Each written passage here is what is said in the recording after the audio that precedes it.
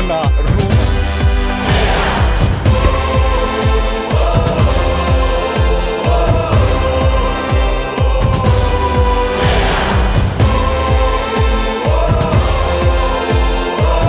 Hello everybody, this is Roy with RossonARI TV, and today I'm going to review AC Milan versus SS Napoli, game 27 of the Serie A.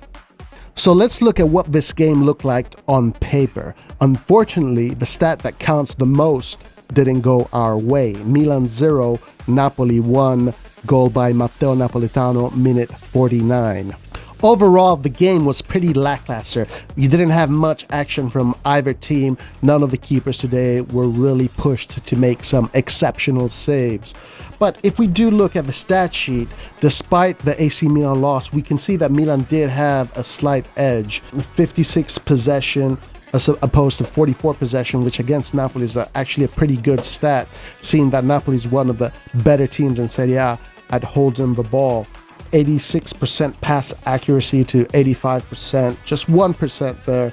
But I want to look at the corners. So we had 5 corners against 4 corners. So Milan just showing there even in the corners, pushing a little bit harder. And the offsides, 3 offsides, also showing that Milan did just have a slight edge in how they attacked. So it is a shame that we lost today. This could have been a game that we could have taken home. So let's start looking into the players that played today. Let's start with Çalhanoğlu, passing 86% accuracy, 6 long balls, 1 chance created, 4 duels won, and 4 and 6 dribbles. So pretty good stats, but you can tell that Çalhanoğlu, coming off of these 3 weeks of inactivity, does not have that confidence and match fitness to impose himself.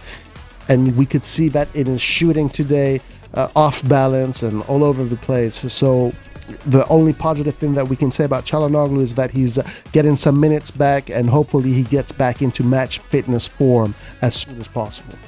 Franck Kessie with quite a decent performance despite the visible fatigue in his playing.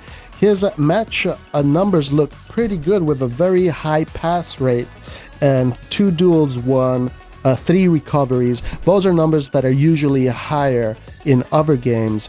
Pioli today substituted him for Mete, which was a good choice, seeing that there's a very big game coming up at the San Siro on Thursday, and Kessie is most likely going to be in the starting 11. All right, let's look at Theo Hernandez and pay attention to those numbers. Those are top player numbers.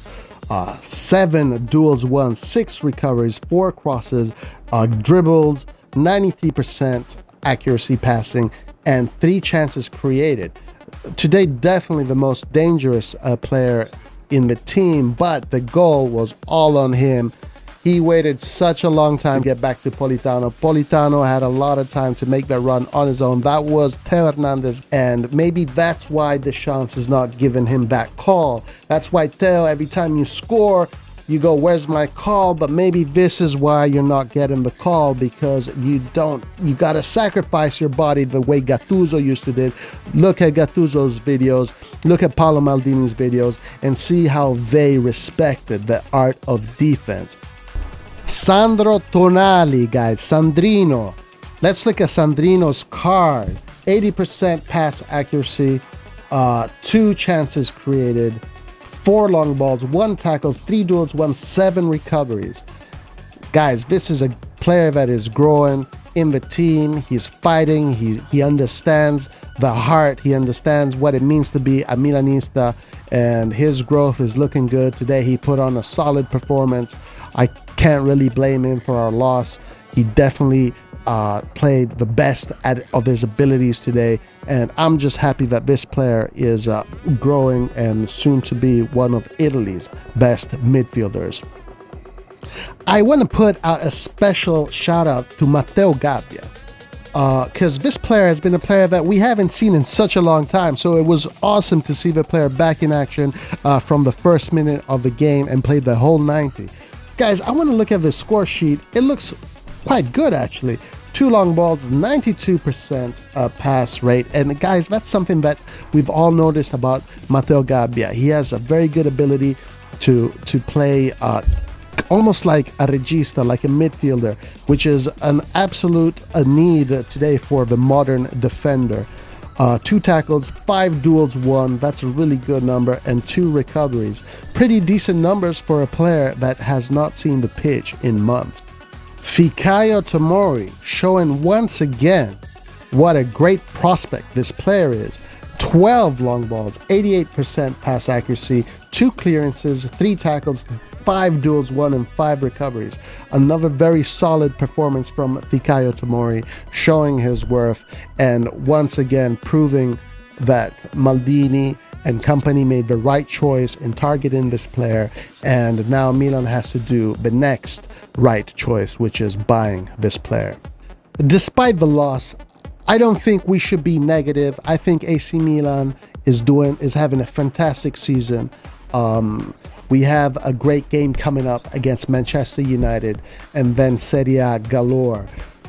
Look, I want to give these kids some slack because this is what they are. These are kids. We have the youngest team in Serie A. Gabbia, early 20s, Tonali, 20, Rafael, 21, Dalot, 20 or 21, Ibrahim Diaz, Fikayo Tomori. All these players are absolute youngsters. Theo Hernandez as well. These are players that are just coming out of the under 21 national teams.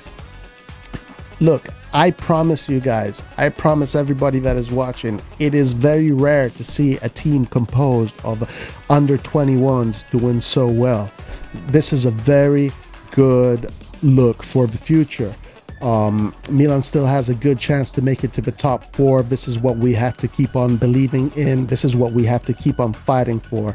We got to make it into the Champions League.